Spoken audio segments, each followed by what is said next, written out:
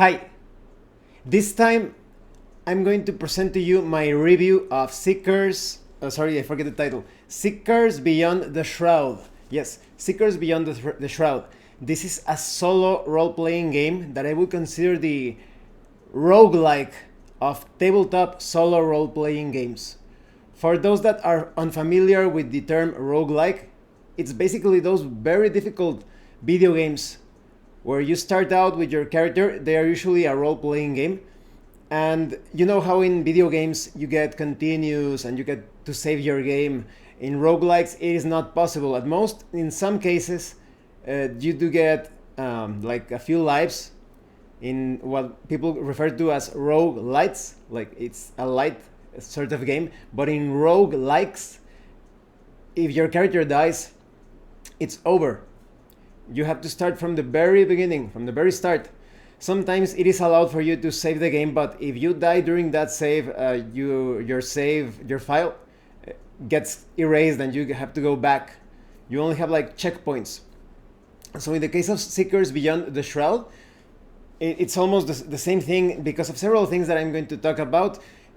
You feel that if your character dies, you are actually dying in real life because of all of the progress that you lost.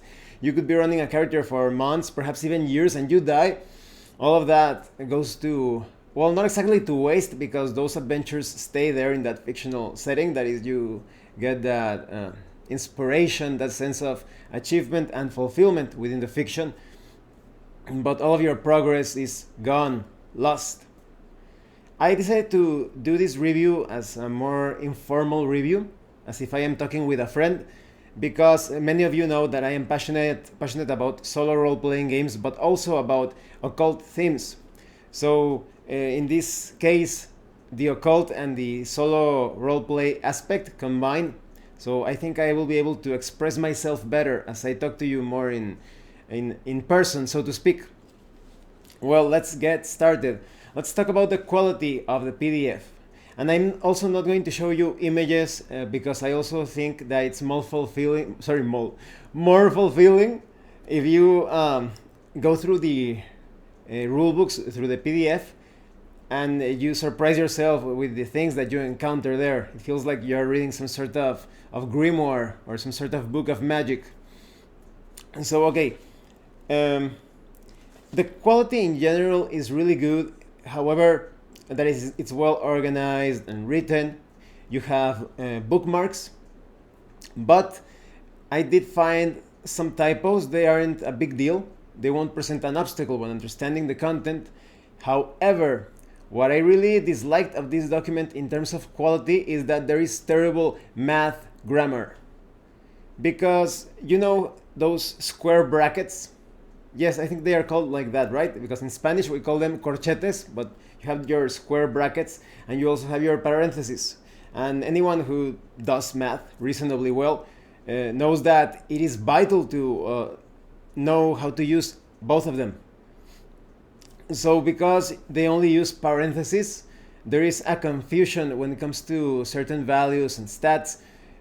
Sometimes you don't know if you need to add this stat with this other stat and multiply the total by this one, or if you need to add this stat to this stat that has been multiplied by another value. So it gets really confusing, and I'm going to put an errata of sorts that I managed to decipher, because it's not very easy to find it. I think that in the website of the game, there's also an errata there. I haven't checked, but as I played the game, I made sense of things, and I'm going to put my errata in one of the comments below, or in the description. I'm going to put it in the description. It's more handy that way. So like I said, some things can get confusing, some values, because there is not a correct use of parentheses and square brackets. So that's really a negative, because I can imagine some people that perhaps it's their first role-playing game, their first solo role-playing game, and they don't understand how to make sense of this. So that's a big negative. But everything else, the illustrations, the writing, the organization, the bookmarks, everything is pretty good.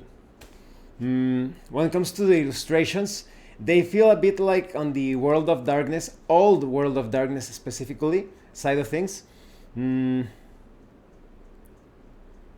They have that sort of occult slash punk flavor to them.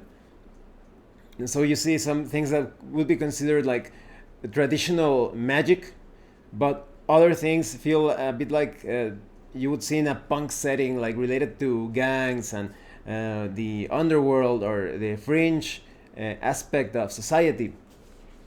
Well, now let's talk about the contents. This is for the most part, it's a percentile system. You also roll other polyhedral dice to determine other things, like for example, when you are rolling under an attribute, but when it comes to your skills, it's roll under a certain percentage. Now, this game is very difficult mostly because as you level up your skills, if you level up a single skill beyond a certain value, I think it was 60. I haven't played in a few weeks, but I plan to play again because my character died, so I need to recover from that loss. But if you you raise your skill above 60, if I'm not mistaken, 60 or 65, something like that, all of the enemies in the game become more difficult. Now, it's not as boring, for example, in games like, I hope, well, I know a lot of people enjoy that video game, but I found Elder Scrolls Oblivion quite boring, because every time I leveled up, my enemies leveled up with me. So it never felt like I had some sort of accomplishment. It always felt like things were on the same power level. It felt unrealistic. Unlike, for example, games like Gothic. Gothic is one of the best video games that you will ever play if you like realistic, within context, sort of video games, role-playing games. It's an action role-playing game, and your level of power is not going to match the levels of power or skill of the other enemies in the world. It's basically an old-school sandbox type of setting. You move through forests and castles and ruins and caverns, but the enemies in those places sometimes could be a lot more powerful than you, and you will have to run away if you think that the battle is going against you. But sometimes you will encounter very weak enemies, so you have that sense of realism that as you go up in levels of power and skill and resources, you visit those places that seem to be impossible to conquer, and suddenly you are steamrolling the entire place, and it feels amazing. And it feels very exciting when you encounter those very difficult enemies and you actually manage to defeat them, even though you were of a lower level of power or skill. So in Seekers Beyond the Shroud, I think the author does a great job at scaling things, but not so much. That is, once you get to that skill level, things become more difficult, but that's it. They do not keep getting more and more difficult alongside with your character. So there's also a bit of strategy involved. You don't want your skill to go up too much. A single skill, sometimes you're a bit worried because you're making your rolls, and every time you make a successful check, you make another roll to see if your skill goes up, and sometimes you're like, no, please stay below that certain number, so that the enemies do not become more powerful. So the game encourages you to have a balanced approach to your skills. If you level up everything in, let's say, firearms, then melee is going to be abysmal, and fights are going to be impossible for you to win. You need to keep things at a balanced level. I think that could be a potential negative for someone who wants to have like a super specialist sort of character or super focused character on a skill. But like I said, I think they do a better job when compared to video games like Elder Scrolls Oblivion. Let's move on. I have my notes here because there are several things that I want to talk about. So what's the setting?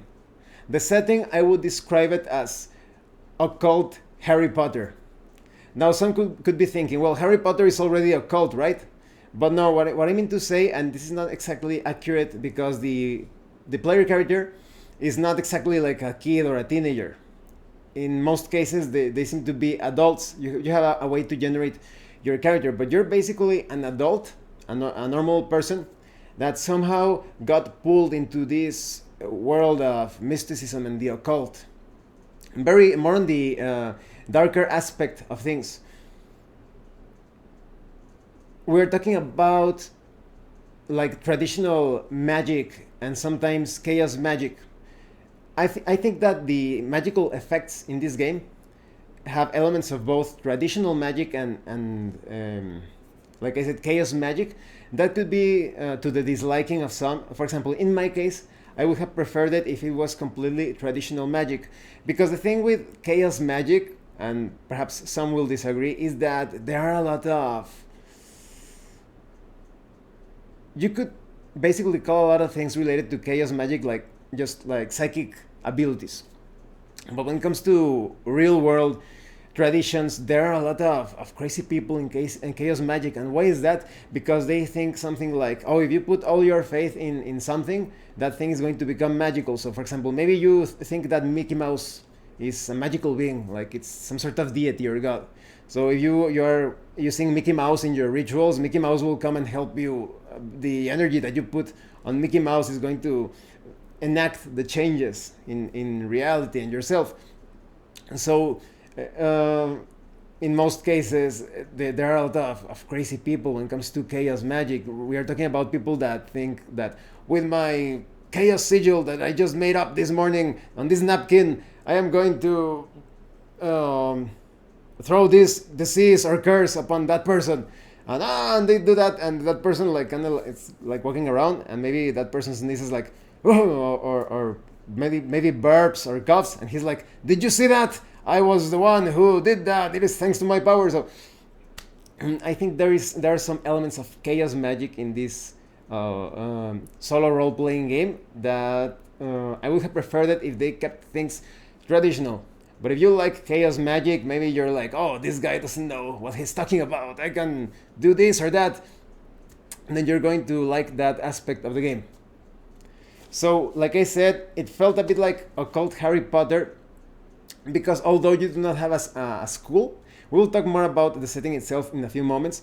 You do have this another completely different side of the world. A side of the world that is kept hidden from people. It's kind of like all of that secret societies, brotherhoods, lodges sort of thing. So you're moving in that sort of environment, and I think I'm almost certain that the author of this role-playing game has been moving in those circles, or at the very least he has been dabbling in those things, because he identifies many of the social intricacies in those circles and puts his own fantasy twist into things. In general, the game feels low fantasy, but there are some moments in which the fantasy level goes up a bit too much, in my opinion. And so there's that to consider. We will talk more about that later on. So, okay, when it comes to your stats, you have different values that represent how strong you are, how coordinated you are, how charming you are, the typical. But you can lose, when you play the game, you usually lose health when fighting. You lose sanity when confronting disturbing situations. You can end up a bit insane, of course. It feels a bit like Call of Cthulhu, although your character, because you're more like an occultist, you have a better way of handling the sanity-related problems. And there's also Vril. Perhaps many of you know that Vril is a sort of term used by certain societies to refer like to psychic power or life force or mana or ki, call it whatever you like. And you spend that resource, you spend it when casting spells, when participating in different rituals and ceremonies. And you also have soul points.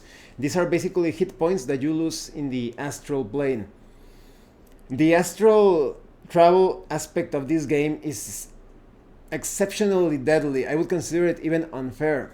So for example, it's impossible for you to escape a confrontation in the astral against some sort of entity, like for example a demon. If you encounter that being, and that being is much stronger than your character, then you are doomed, and all of your progress is gone. That's how cruel this game is. So like I said, you have those resources, the health, sanity, and all of that that you need to that you spend as you carry out different actions in the game. But this is another aspect that I think some will dislike. In my case, I'm not so sure that I am undecided, but it is that your character pretty much has to be built as a killing machine. If you wanted to play an Ars Magica sort of role-playing game where intrigue and diplomacy and deception, all of that, is as important as combat, or perhaps even more important in some situations, your character, to survive in this role-playing game, you need to turn that character into an occult fighting machine. You need to be skilled at the use of firearms, melee, spells. Astral combat is handled as a separate skill. That it takes a bit of time as you are creating your character. That's why it feels quite roguelike. Different different when using Tunnels and Trolls as an example. In Tunnels and Trolls, it's relatively easy and quick to create your character. But when you're creating a character in this role-playing game, the process can get quite crunchy. It's kind of like when you're creating a Call of Cthulhu character, but you're putting a lot of thought into the stats and the skills. Unless you are creating a character with no strategies or tactics involved of planning ahead on how you're going to play as that character, it's going to take a while to design your character.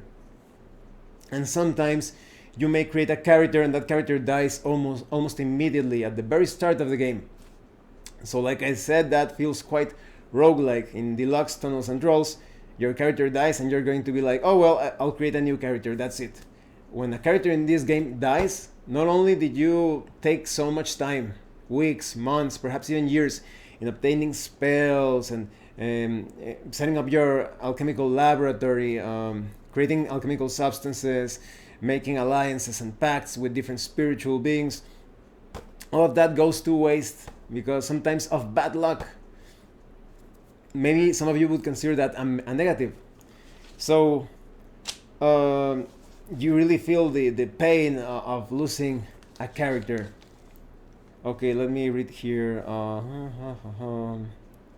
A very important aspect of this role-playing game is that you cannot obtain certain perks and talents unless you go up the ranks of certain occult groups. Look, you have your orders and lodges and different sects and all of that, and you need to go up in their hierarchy. I would say rather that they feel more like just like brotherhoods or lodges or orders.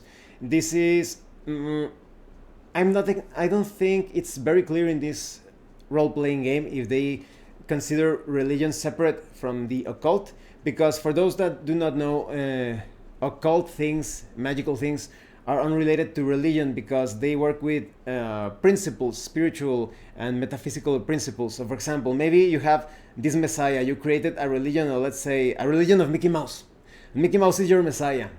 And if you use Mickey Mouse by itself against certain situations, against certain demons and all of that, if you use like the name of Mickey Mouse, you're going to have a very difficult time like taking care of that entity, because Mickey Mouse by itself doesn't have power. And you can recognize this in many religions, that they say in the name or the power of, and they mention this cultist or messiah, that cult leader or messiah or prophet, and it has no effect on the demonic presence. But an occultist knows the exact formula, the exact words that work as a sort of like a counter song, a different vibration that simply the entity has no chance standing against that vibration, and it is completely destroyed or expelled. Or so you could consider occult like a philosophy, when religion is dogma and doctrine. It's for political means, for control. So going back to this, so you need to go up the ranks of different groups and orders, and as you go up the different levels of the hierarchy, you obtain different perks, bonuses to your certain attributes and skill checks, some special effects that give you greater defense.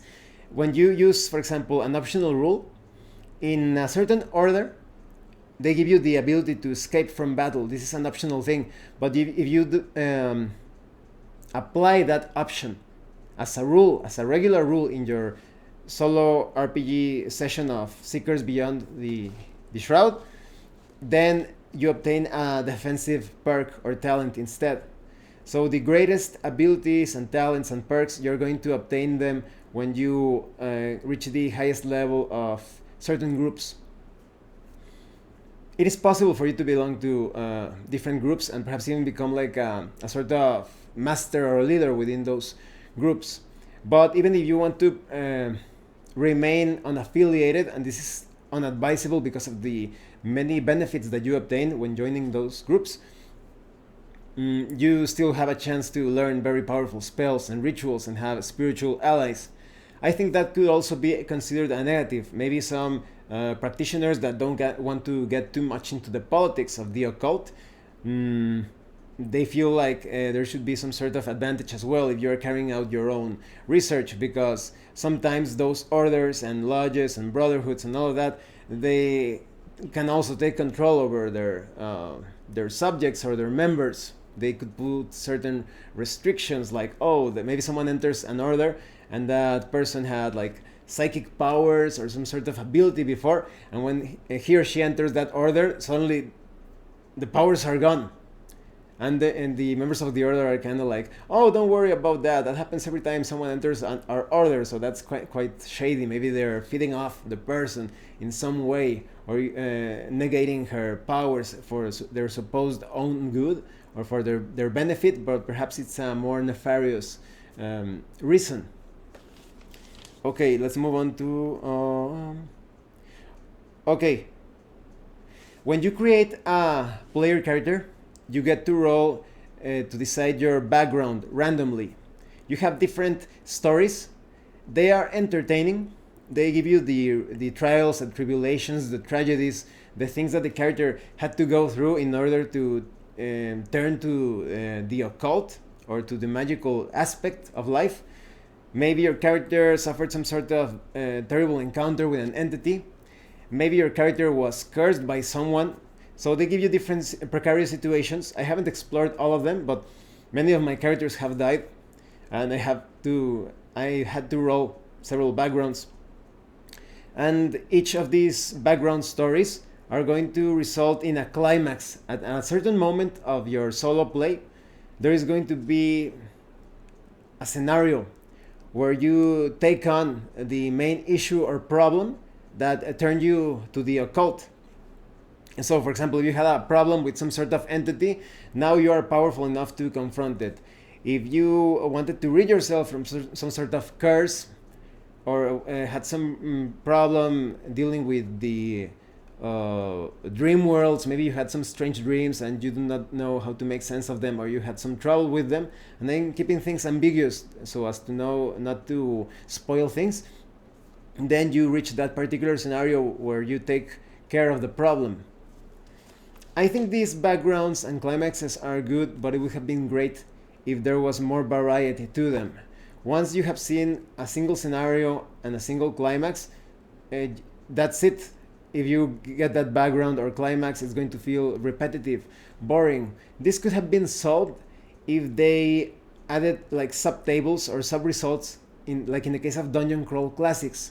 For those of you that haven't played Dungeon Crawl Classics, in the core rulebook, you have these different spell outcomes and corruption outcomes, and you make a roll and you get like sub-results, a result, and then the result from that result, and there's always, you always feel like things are new and fresh. They are not going to be like that all the time, but there is a lot more, like variety. And these backgrounds, you always get the same background, you always get the same climax. They should have added like, in this background your character suffered that, and you make a roll to see the result. Because of, and you make another roll to see the result. And this resulted in, and you make a roll to get another result. That would have been much better. Okay, moving from backgrounds. This game feels a lot like a Second Life sort of role-playing game. It's a slow progress sort of experience. You are not going to reach the higher tiers of power in just a few weeks or months. You need to play this somewhat constantly, because your character is going to experience daily activities. If you wanted to, you could play this game once per day. In my case, I played it like every 3 days or 4, because sometimes I get really busy. But if you have more free hobby time, you could play this daily. So these daily activities and events, they are going to result in different challenges. Your character could end up killed. We will talk more about that later on. And that's the way you also obtain money, a sort of special currency that only works between occultists. I also think that they could have added more variety. It's the same problem. Once you get a particular result on the daily events and all of that, you are going to be like, oh, seen it already, been there, done that. And so maybe, for example, there is an encounter that results in you getting into an altercation or conflict with a non-player character, and you're going to be like, my character is always getting into those conflicts with those characters. If they added like a sub-table to get results like, your character gets into conflict with this magician, or your character gets into a conflict with this the secretary of who knows what, your character gets, that would have been much better. It would have been more surprising. All of these things related to repetitiveness and that there is no variety can be solved by improvisation. I'm going to put a video in the description below concerning improvisation in solo role-playing games. I'm also going to put a link to another video where I talk about how to use dreams as inspiration. And so, but it's still considered a negative, in my opinion. Let's see. Yes. When it comes to entities, you can do rituals and ceremonies to get them to be your protectors or to be your allies. They usually involve discovering the name of the entity, but also you have to defeat that entity in combat. The ritual process is semi-complex, but it's the same mechanic. It's basically making the required checks and going to specific places on your journeys. And that's how you get those entities to help you. Sometimes they teach you things, sometimes they add different bonuses and perks and protections, or may even be used offensively in a way. You can also learn alchemy, producing different infusions and distillations, acquiring the right ingredients. Sometimes you need to spend a lot of money and time when it comes to using certain ingredients and reagents to create more complex reagents to be used in other operations to obtain those powerful substances that enhance your body and spirit. Let's see. Okay, when it comes to spells, you do have like those rituals that take time, but you also have instantaneous spells that you can use in the middle of combat to protect yourself or to harm your enemy, to add some modifiers or penalties. In general, the gameplay in this role-playing game feels highly strategic but poorly tactical at first. It is only when you obtain more spells, different weapons and perks, alchemical substances, that's when you have more choices during combat rounds to see, oh, this time I'm going to use a spell, or this time I'm going to drink this, or this time. That's when you have more choices during each combat round. Let's see.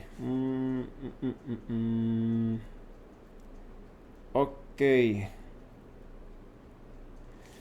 Eventually you can gain your secret sanctum sort of place. It's kind of like your magician occultist base. And here, with money and time, you can build a lab. You can also create an organ accumulator. If you do not know what an organ accumulator, I think it's called like that here because sometimes they use different names. Yes, an organ accumulator is kind of like this psychic machine to charge you up with psychic energy, good health, and all of that. And you also use your sanctum as a sort of airport to facilitate entrance into the astral plane, which is quite suicidal. It is possible to obtain great things in the astral plane, but like I said, in this role-playing game, wow, you cannot escape from those dangerous encounters. Every time I went into the astral, and I died several times in the astral, you don't know what's going to happen to you. So there's that. Now let's see. Okay, more about gameplay. You have those daily events that I mentioned, sometimes different checks and tests that you need to do to see if you're successful. If you're unsuccessful, you could take damage, you could lose real sanity, but if you're successful, sometimes you obtain money, sometimes you open some sort of possibility, sometimes to go to an area, or you obtain some spell, some ancient lore. But when it comes to combat, the turn structure is clear. You have like your initiative round that you can also surprise your opponent. Everyone always starts using their firearms. It is mandatory to have a good firearm in this role-playing game. Firearms are quite deadly, but there is still a pretty good chance of surviving that initial ranged attack round, or rather phase of the round, and then you move on to melee combat immediately. So there is a great importance placed in melee. If you miss that shot, or if the enemy wasn't killed by that projectile, the situation goes immediately into melee. There is no other choice. The enemies close up into each other. They go into close quarters combat instantaneously. So it looks a bit goofy that you picture like as if your character is running while shooting at your enemy, at the enemy, kind of like in those gun fu movies where they combine guns and kung fu, when they sometimes clash the guns. That's in a way, mechanically speaking, I know why the author decided to choose this for better structure and to give some chance to melee combatants. But when it comes to looking at it as if it were a real situation, if you have a firearm, you're going to stay away from your opponent to take advantage of your firearm. So even if your opponent doesn't have a firearm, it looks quite silly that they immediately go into melee. And there is actually an optional rule that if you do not include it in your game, it's going to be very difficult. You must add it as a standard rule, and it's the capacity of running away from battle. In the standard way of playing the game, you cannot run away from combat, and it turns into a situation of I hit you, you hit me, I hit you, you hit me until someone dies. But when you add the possibility of running away, it adds a bit more to the tactical depth of the game. So you're going to be fighting your opponents. There are many things that are left ambiguous. For example, when it comes to the possibility of diplomatic matters, there is an optional rule as well, and I recommend that you add it, that not all encounters are going to be hostile. And it makes sense, not everyone that you encounter is going to be your enemy. So you, through the roll of a die, you determine if the enemy is hostile or neutral or perhaps even helpful. So I recommend that you add that, because there are so many things against your player character as it is. So with the possibility of diplomacy, you don't have an explanation if you carry out that diplomatic check before combat or when combat starts. Some things are left ambiguous concerning certain abilities in combat. So it's all up to you to play the game and think about what is logic or what makes sense for you, and stick to that rule. But yes, combat is highly lethal, and they also don't tell you if you get to keep the weapons and armor of your enemies. There are some like Kevlar suits or firearms that you could take from your enemy, but they don't tell you if you get to keep them. I recommend that you play it as if you can keep those things, because trust me, your player character is going to be suffering so much throughout the campaign. You need all the help that you can get. Okay, let's move to a different aspect of the game. So there are many tables to generate locations, events, and activities. When you are in the Omphalos, and I will talk about Omphalos in a few moments, it's basically like a magical city in the United Kingdom. So in Omphalos, on a daily basis, you're going to roll on tables to generate events, activities that happen, people you run into, some ceremonies or seasonal things that happen, and if you get the chance to participate in them, you sometimes get some positive things. Otherwise, you're just going to make rolls so that a particular catastrophe that happened during a specific day, so that it doesn't affect you in a negative way. But you also generate locations. And why would you visit locations? Because in locations you will find money, artifacts, treasures, spells, including the astral. You usually visit locations on your own to see what you find. This is, in a certain way, the most safe way of visiting a location.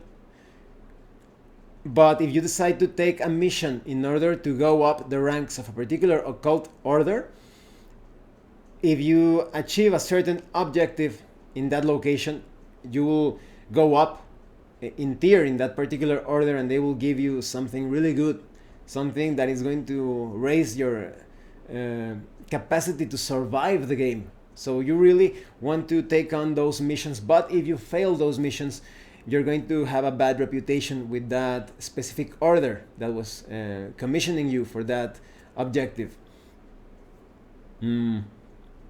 So I think at first, as a tip of mine, I would generally recommend that you take on some locations on your own, and be careful if you get the astral result. Oh, your character is probably going to die. Only the most experienced characters are going to survive the astral. You really need to put some points when you build your character into astral combat and defense. Oh, I forgot to mention that in combat you roll for your attacks and your defense as well.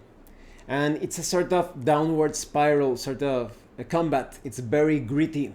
As long as when you first start to get hit and some conditions get applied to you, like bleeding, blindness, you feel like there is no chance for you to win. It gets quite desperate. There are also critical hits and fumbles. So combat really, it always feels like it's a serious consideration. Even if your character has already accumulated some skills and resources, I always felt a bit nervous when I went into combat. So combat is quite deadly in this game. And going back to the locations, you could visit ruins and sewers and residences, museums, the sanctums of other magicians and occultists. You basically create a map. You generate the areas beforehand, and then you start taking on the different subsections and locations within that map. I would have preferred that if they gave you like a hard rule on how to build a map, because otherwise you can build a map so that it's an easy experience, or it can get too easy at times for your character to move through that map. Easy within the roguelike concept, that is, you will still die, but sometimes if you want to reach a particular room, there is nothing stopping you from placing that room pretty close to the entrance of the map. So I would recommend that when you generate your map, you generate it randomly, the placement of the rooms and the corridors and all of that. Otherwise it's going to feel a bit too easy, even for a difficult game such as this. Let's see. I would have liked it if they added more variety, as again, to the different results that you can obtain in a particular location or site. The first time you encounter like a mysterious gate, like this metal gate, and you're going to be like, oh, how mysterious, and do you want to use your lock-picking skills to open it, or do you want to like climb it, or it depends on the test, right? But when you find another gate, you're going to be like, yes, another gate. So if they added, like I said previously, some subtables to generate other results related to that same event, it would have been great. There are a lot of events and encounters and locations, but I imagine that after playing a while, they are going to feel a bit repetitive. You will need to add some variety through your own spontaneous improvisation, or by using some other random generation tables if you like that. Okay.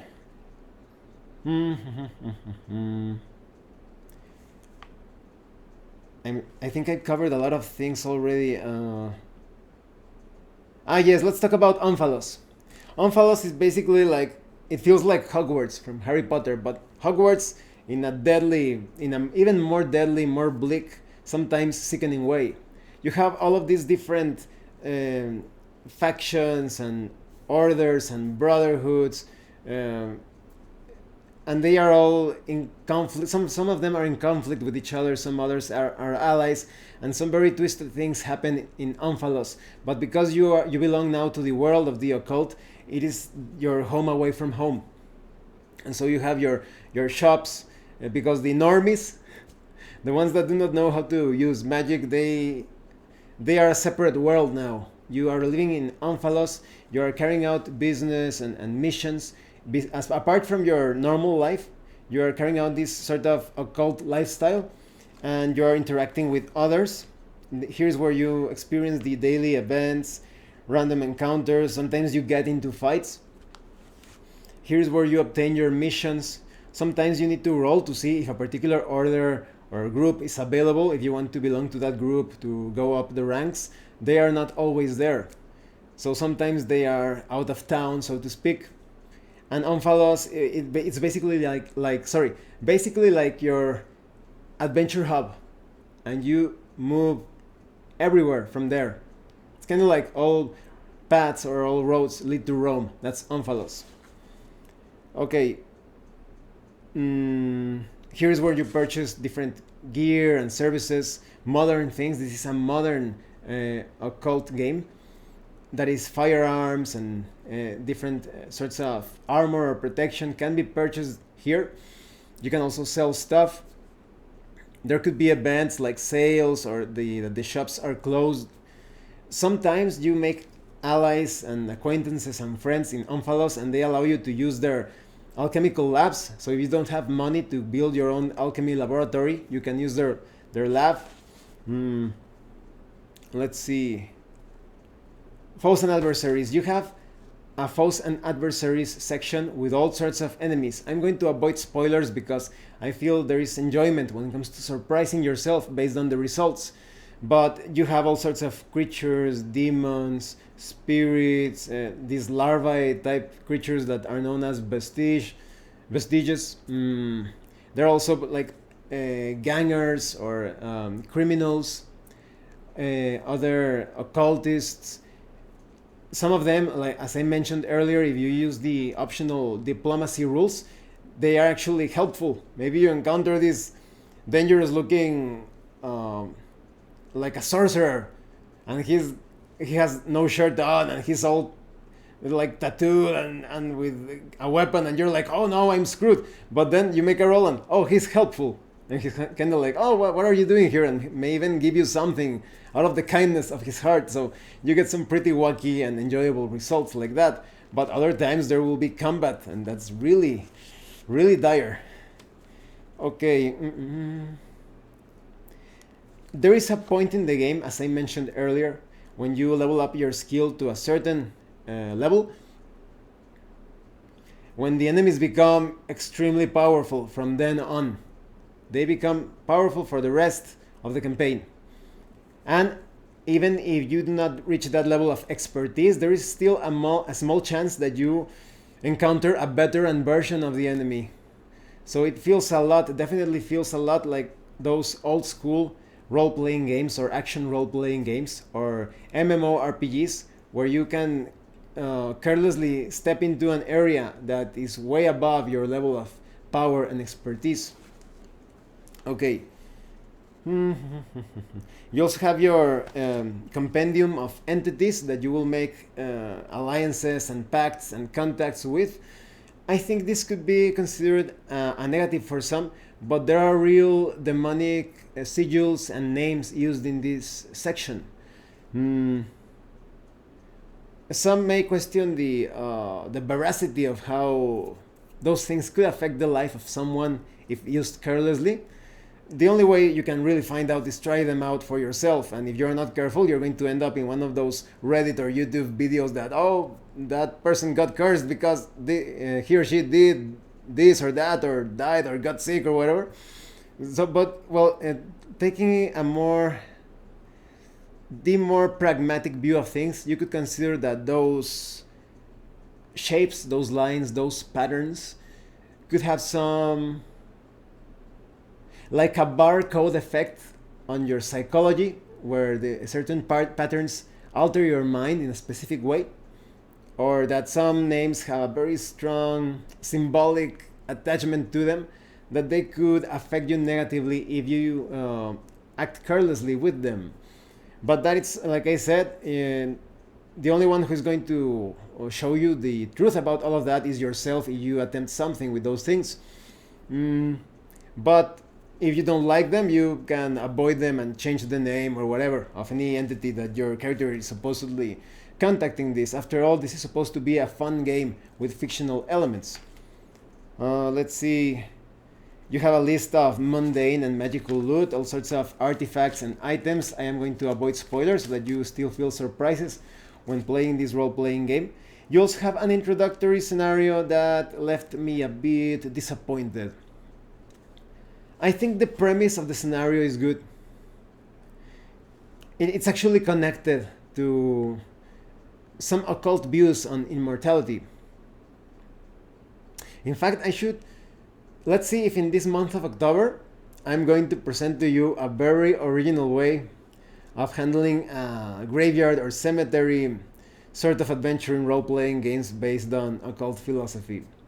But in this scenario, what felt disappointing to me was that things felt so low fantasy at first, like something that could actually happen. And then they add out of nowhere this high fantasy element, this very high fantasy mechanism in order to enter a certain area. If it had been something more common, like a switch or a button or a lever or something like that, it would have been great. But it's something that immediately feels too fantastical. And when it comes to low fantasy, and that's the thing that I get from this role-playing game, that it's a bit more on the low fantasy spectrum, the fantasy elements should come later on as a surprise. And here they are introduced almost immediately, and it felt like I was playing something in Dungeons and Dragons, or like in Forgotten Realms.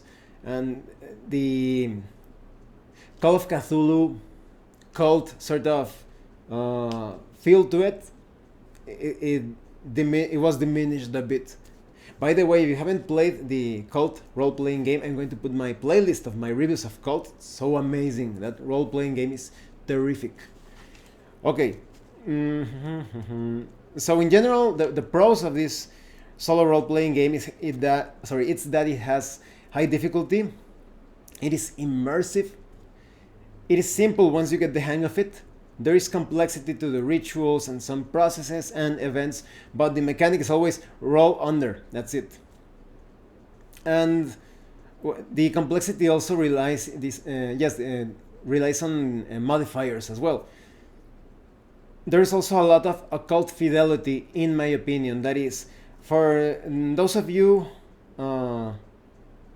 that have been moving in certain circles, perhaps sometimes in your life, or maybe even now, you will look at the politics and the maneuvering and diplomacy and deception and backstabbing that happens in Omphalos, and you're going to smirk. It's going to remind you of certain situations. But yes, another positive thing is that there is a lot of combat. Combat is an important part of this game. This game may be called Seekers Beyond the Shroud, but you could basically call it Occult Fighter or Occult Commando or Occult Mercenary, because your character feels like that. You feel like an occult mercenary. You're going to be walking around with your high caliber firearm and with your protective vest and with your spells, so you're kind of like the magic mercenary or something. When it comes to the cons, the things that I would consider negatives, is that there is not enough variety. There are some supplements out there. There is, if I'm not mistaken, 2 magazines, one from the author, one from another author, that is from the designer and from another author, that support this game with other locations and spells and orders. In fact, maybe later on I would like to create some videos giving my opinion on the different orders because they are very cool in their background and in the perks that they offer. So maybe I could talk about the strategies and tactics of belonging to that particular order or group or whatever. But like I said, the core rulebook doesn't have enough variety. Once you encounter a particular event or object or hazard or whatever, it's going to be sorry, it's always going to be the same. So it would have been great if they added those subtables or sub results. Like I said, some may dislike it that they add, like they combine chaos magic with traditional magic, because in certain circles, the so-called chaos magicians are usually rooted out because when things get serious, when, let's put it in other terms, when it comes to blows, and it's surprising how there are many conflicts within those groups, and you get into a magical fist fight, the traditional magician is usually annihilates the chaos one completely, because the chaos one is making things up as he goes in his path, and the traditional magician, not only are you capable of creating things in that context, you're also relying on powers that have been verified since ancient times. So some people could consider that the chaos element in this role-playing game was questionable. Okay. Some rules are a bit ambiguous, especially when it comes to combat, like I said. Some things could even be considered illogical within the context.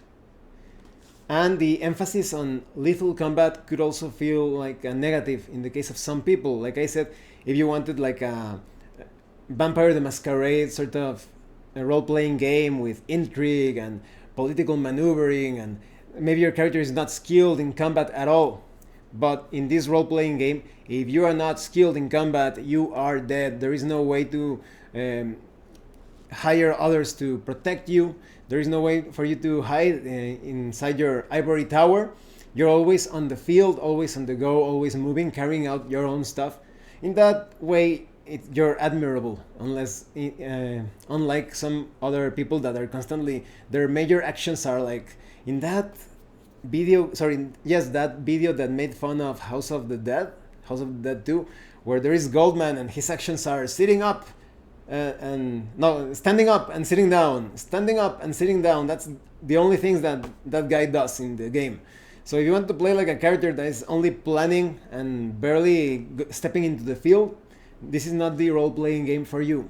Here your character is going to be fighting, is going to be searching. You feel like an occult Indiana Jones sort of character. That's it.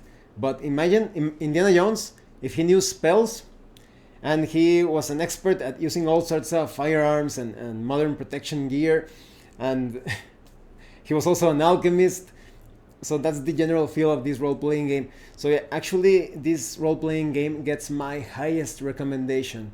The only other downside is that the core rulebook is somewhat expensive.